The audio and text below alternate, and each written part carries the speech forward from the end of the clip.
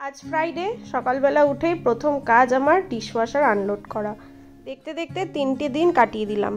Hello friends and family, welcome to another blog of बिलेते बिराज। आजकेर दिनटा भीषण व्यस्तताय काटबे कारण आज आमादेर एकटा श्रावण मीटआप आछे। ना ना आमी पालन करछि ना, किन्तु आमादेर नेइबार एक दिदी श्रावण मास पालन करছে, तो आमादेर आजके गार्लस मीटआप हওয়ার কথা।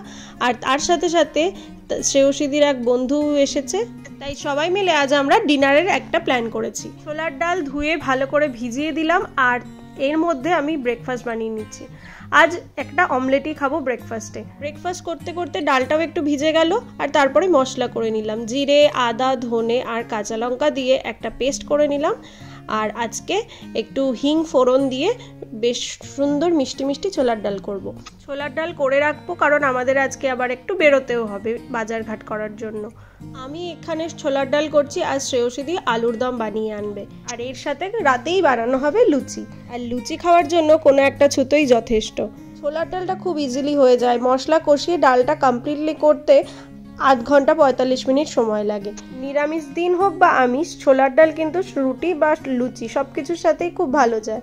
ছোলার ডাল একদিকে কমপ্লিট হয়ে গেছে, তারপরে সেটাকে আলাদা সরিয়ে রেখে আমি একটু মাছ ভেজে নিয়েছি। আজকে স্যামন মাছ ভেজে নিয়েছি দুটো, আর কালকের একটু তরকারি ছিল, তো সেই দিয়ে আমার লাঞ্চ হয়ে গেল। বিকেলে সবাই একসাথে ব্যাগ নিয়ে যাচ্ছি আমরা কস্কোতে। আজকে আমরা কিছু মাসকাবারি বাজার করে আনবো। আর আজকে অত্যধিক গরমও পড়েছে আমাদের এখানে। কস্কো যাওয়ার জন্য বাস বা ট্রাম দুটো অপশান আছে, তো আমরা ট্রামে করেই যাই কারণ এখানে ট্রামে চড়ার সুবিধাটা অনেক বেশি। ট্রামটা একদম কস্কোর সামনে থেকেই ছাড়ে, আর ট্রামে একবার টিকিট কাটলে সেটা দিয়ে যতবার ইচ্ছা যাওয়া যায়। তবে যাওয়ার সময় আমাদের এক বিপদের মুখে পড়তে হলো। হাফ রাস্তায় যেখানে ট্রাম চেঞ্জ করতে হবে সেখানে নেমে দেখি ট্রাম আর যাচ্ছে না, কারণ কোনো একজন সুইসাইড অ্যাটেম্প্ট করেছে আর তার জন্য সমস্ত ট্রাম বন্ধ। ট্রাম স্টেশন থেকে নেমে ক্যাবের জন্য অনেকক্ষণ অপেক্ষা করলাম, কিন্তু যা হয় ট্রাম সার্ভিস বন্ধ হয়ে গেছে বলে সবাই ক্যাবের জন্য প্রচণ্ডভাবে চেষ্টা করছে, আর তখন ক্যাবের একদম দাম বাড়িয়ে দিয়েছে আর একটা ক্যাবও আসতে চাইছে না।